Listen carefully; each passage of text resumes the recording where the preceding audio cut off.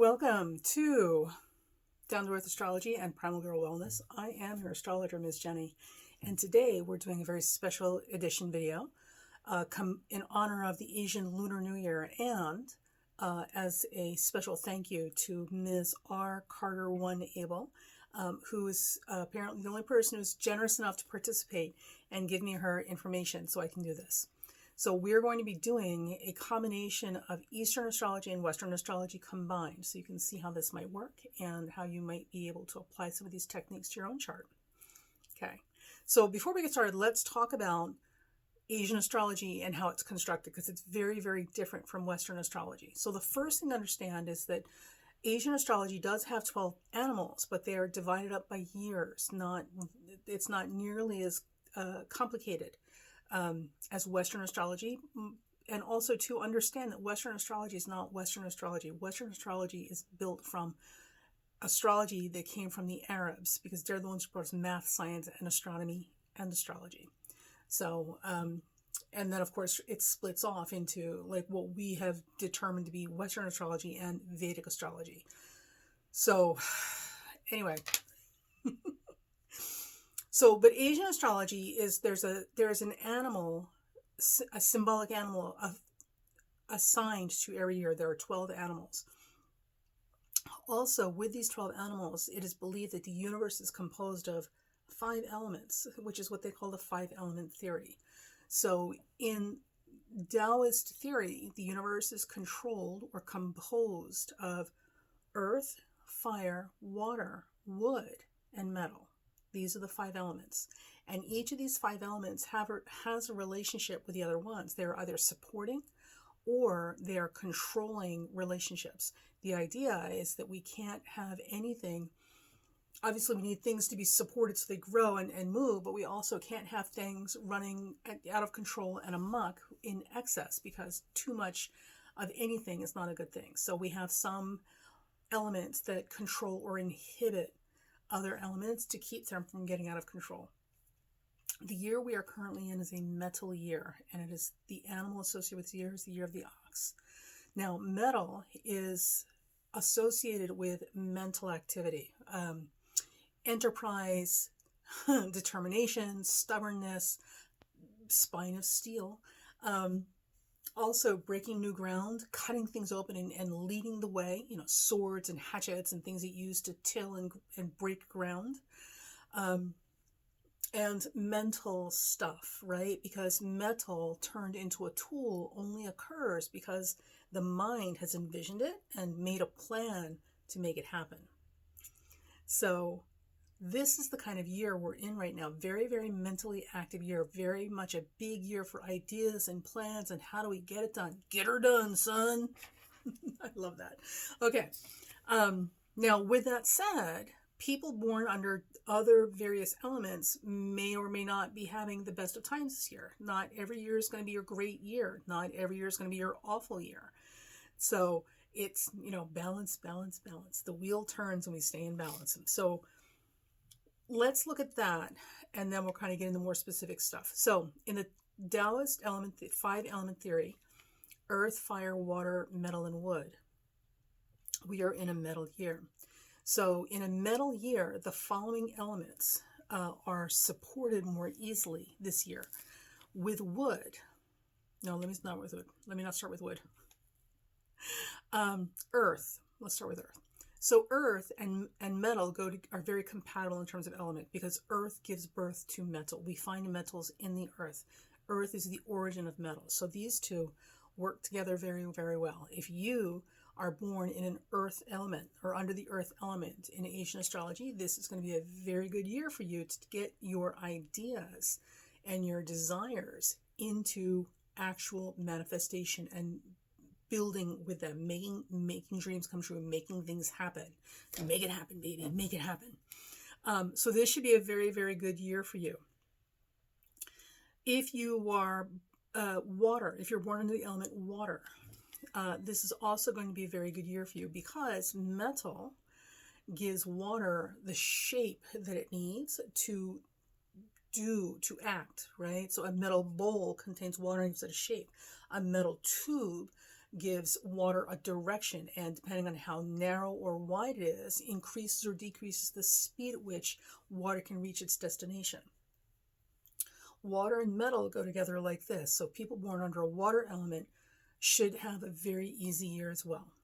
Obviously, if you're born under the element metal, this is your year, so don't need to repeat that. If you were born under the fire element, this is a little tricky. It's a tricky year, right? So you'll have to be mindful and plan your steps accordingly. And here's why.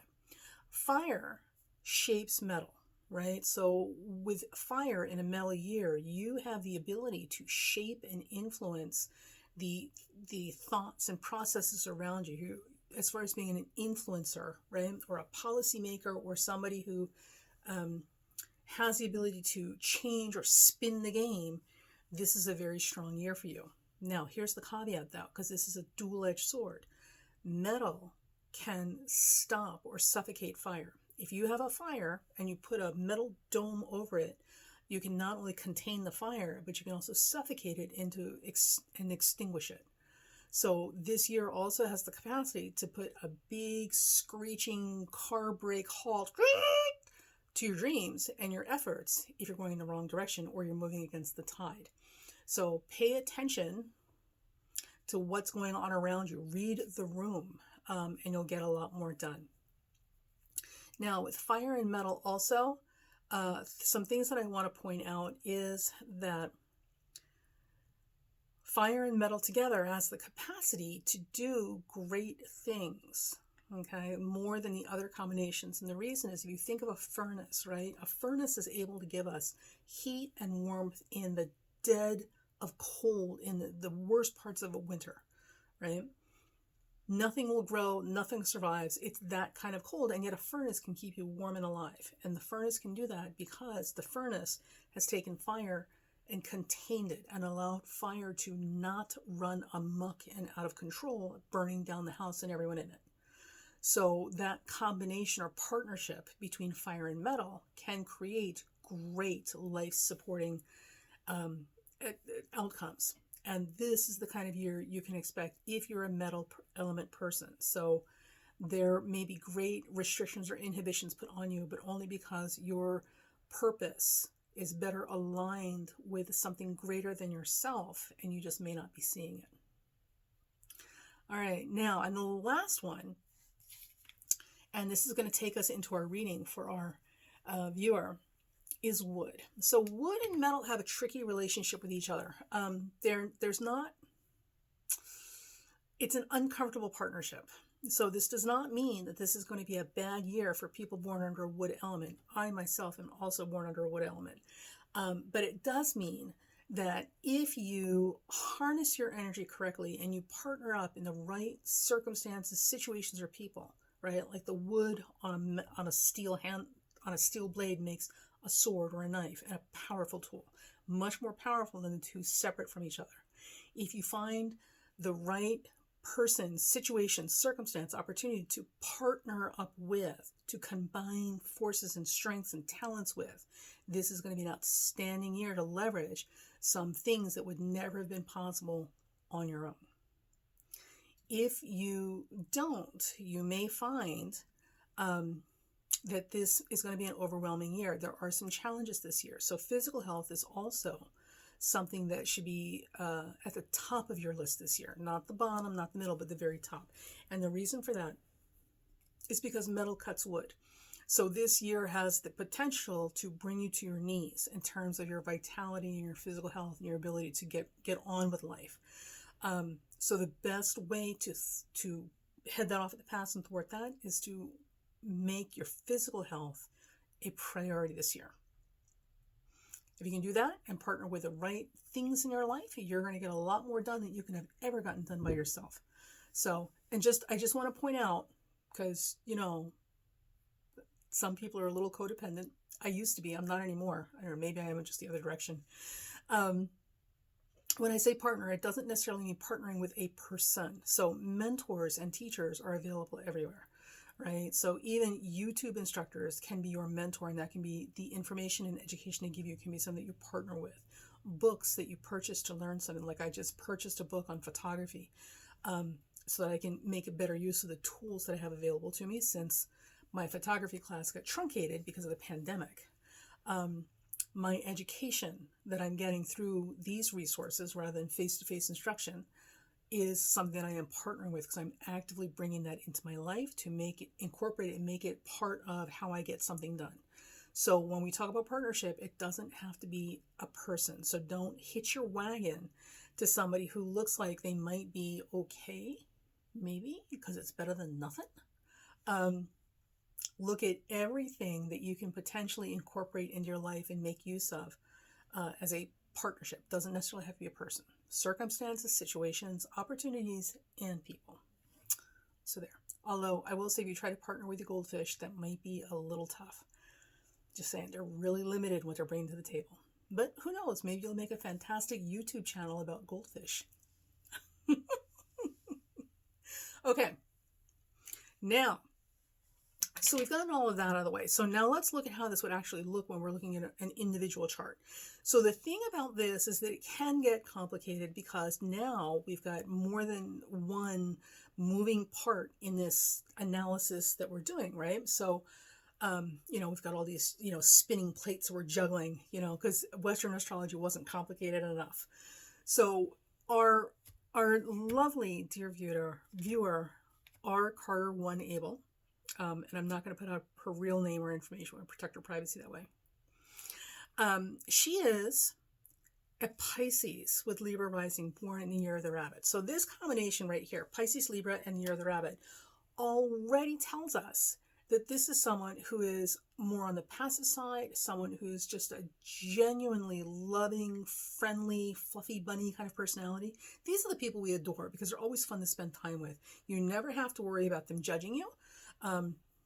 And you never feel threatened by them, and you just know, like, it's always all good with them. Like, they have their off days like everybody else, but for the most part, they're not difficult people to get along with. So right there tells us a lot. Now, in Western astrology, because I know you guys know your Western astrology, we know that she's got Neptune somewhere near that Pisces sun.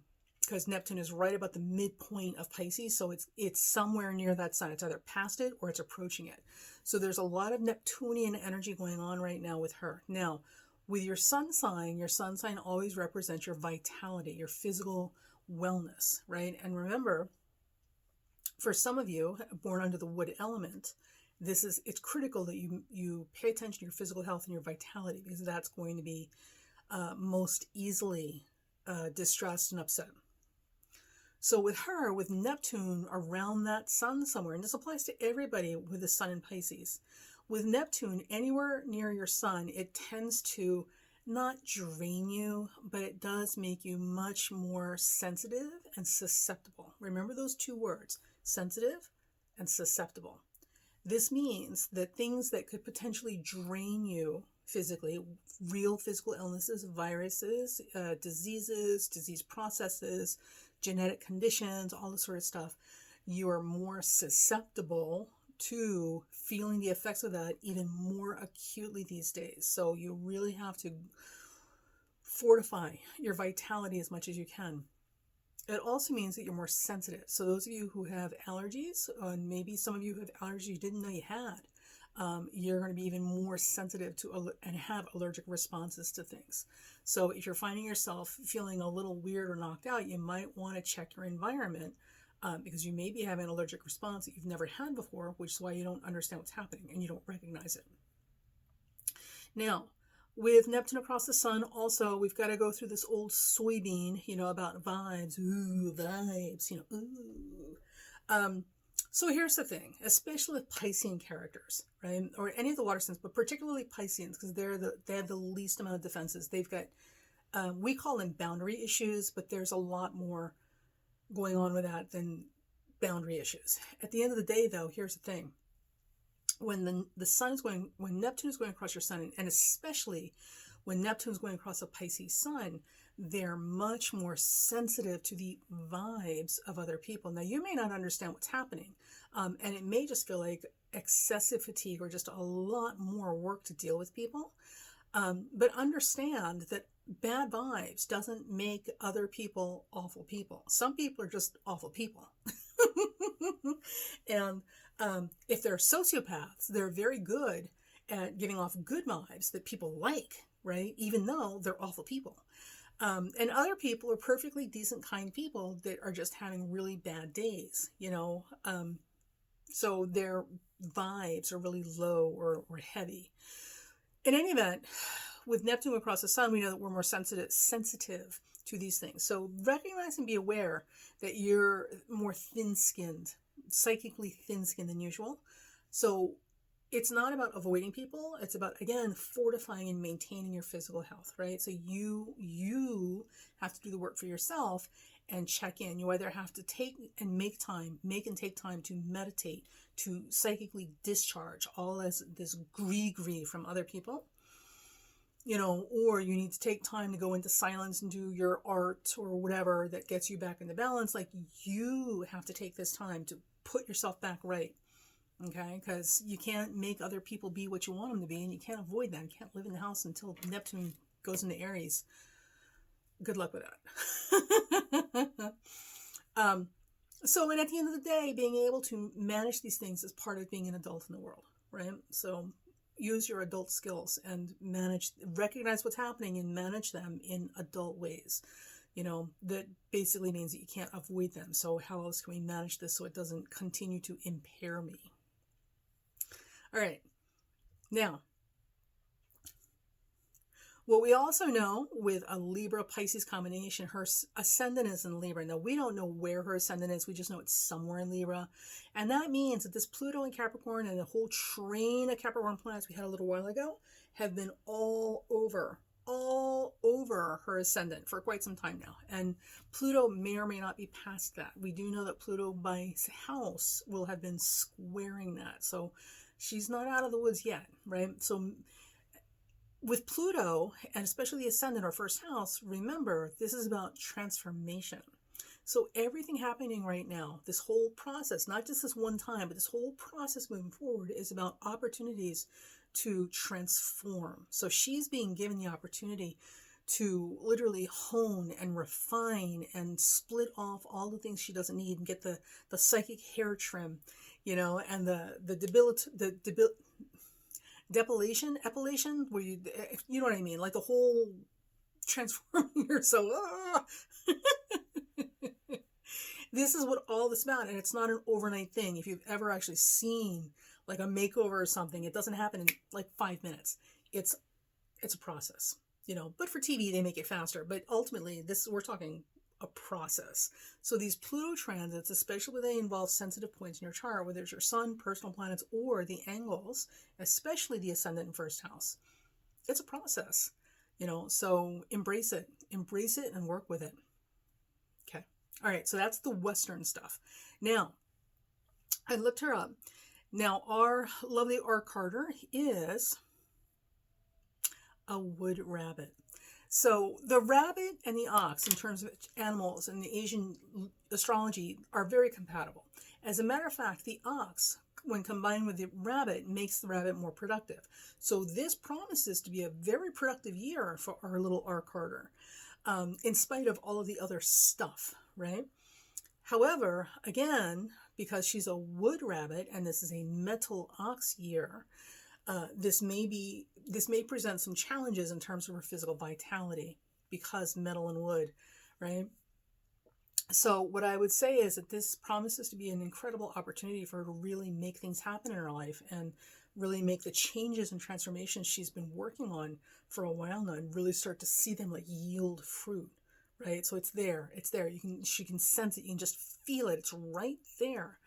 But she's going to have to go about it responsibly, especially this year. So, you know, pulling back when needing to, you know, managing your energy and your schedule and your timetables and being more realistic, you know, about what you can get done at any given time and where you're trying to go in terms of the resources you have available. So planning, strategizing, scheduling, managing your time, managing your resources, all of these things are going to help get her through this year and to yield the most fruit and have the most to show for her efforts at the end of the year, next year, when we go into February 2022.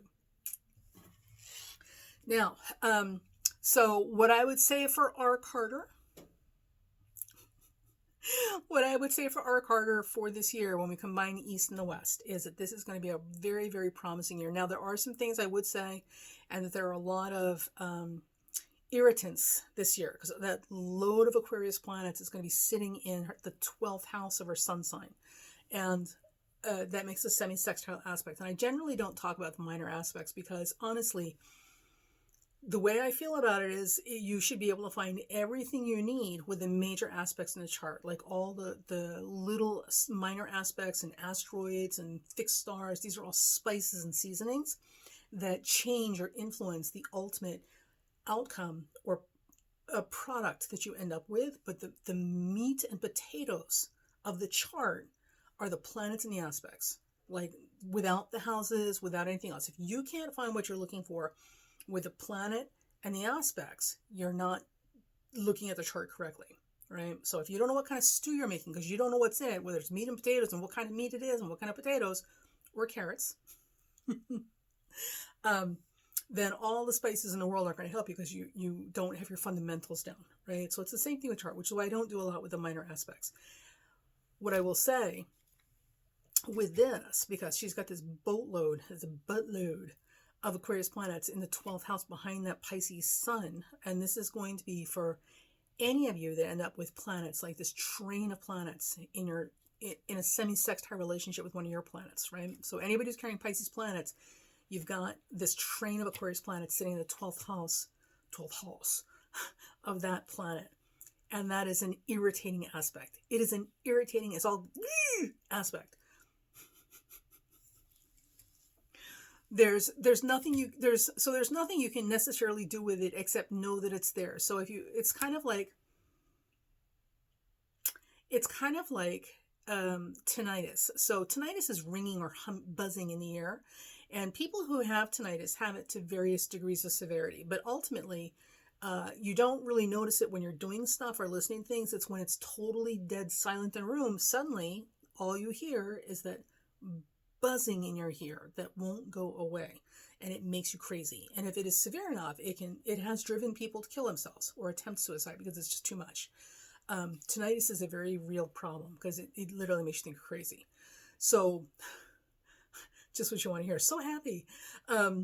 So semi-sextiles are a lot like tinnitus. It's that thing that's just kind of hanging around and hanging around and hanging around. You don't really notice it, pay attention to it. You know, sometimes you don't even realize it's there until all the dust is settled and it's quiet. And then suddenly there's that thing. There's that thing. You don't know what to do with it. You don't know why it's there. You don't understand it. It's not really being productive for you. Like, what am I supposed to do with this and how do I make it go away? Crap, it's not going away. That's the semi-sextile. So all these Aquarius planets piling up behind that Pisces sun, it's this constant irritating, like, feeling, this nagging sensation that you're supposed to be doing something or like getting something. Like I'm supposed, like, it's like that thing where you're supposed to remember something you can't remember. It's like, what was that thing I was supposed to remember? So there's no simple way to tell you what it is. But what I will say is, especially right now with Aquarius Pisces combinations in this semi-sextile, meditation or art will help a lot. You've got to make space. You've got to make space for things to pass through you, whether it's flashes of insight or sudden like aha moments, or messages from spirit, or just epiphanies, like light bulb goes off your head. You have to make space in your day, every day, at least 5 minutes. At least 5 minutes. Can you do that? To just be quiet and allow things to flow. Allow the thoughts to flow. Get off the crazy train. Stop trying to steer the ship. Let things flow. So whether it's playing music or meditating or doing art, okay, whatever it is, you've got to make that time to let that flow. That's going to get some of this out of there, and that's also going to help speed up this process of getting whatever this thing is that's irritating you to kind of congeal and become more sensible. So it finally makes sense and it comes through. And then you have that moment, that aha moment where the light bulb goes off over your head, or you have an epiphany. Otherwise, it's just gonna be like tinnitus. It's gonna be this thing that just keeps nagging at you, nagging at you, nagging at you, and you don't think about it or you don't hear it until it gets really quiet and there's nothing else to focus on. And now you're stuck with this annoying thing happening in the back of your brain that you can't get rid of. Because that's not going to make anybody crazy. No, not at all. So that is the year for our Carter. So it should be a very productive year. She has the opportunity to really set the table to start making things happen. But the most important thing is that this is a refining year. So a lot of what's happening right now is about setting dominoes up, or like an oyster, right, with that little grain of sand that gets in the clam, and what happens is that little grain of sand irritates the clam or the oyster, and it secretes the substance to cover that grain of sand until it eventually becomes so smooth that it stops irritating the oyster. What ends up happening as a result of that process is a pearl.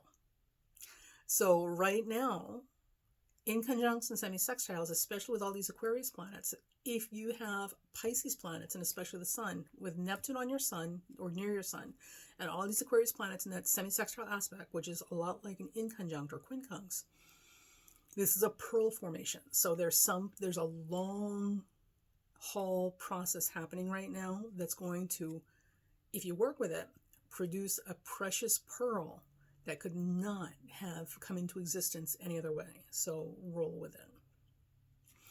All right, and that's it. You guys have a fantastic Chinese New Year. Or I'm sorry, it's not Chinese, it's Asian, because we all celebrate it, not just China. China does not have exclusive claim to this. So you guys have a fantastic Asian New Year. This is going to be a really, really strong year in terms of making ideas realities. So let's all get into it, and start dreaming of better futures and start building them. That's it. Oh, like, subscribe, share. Talk to you later.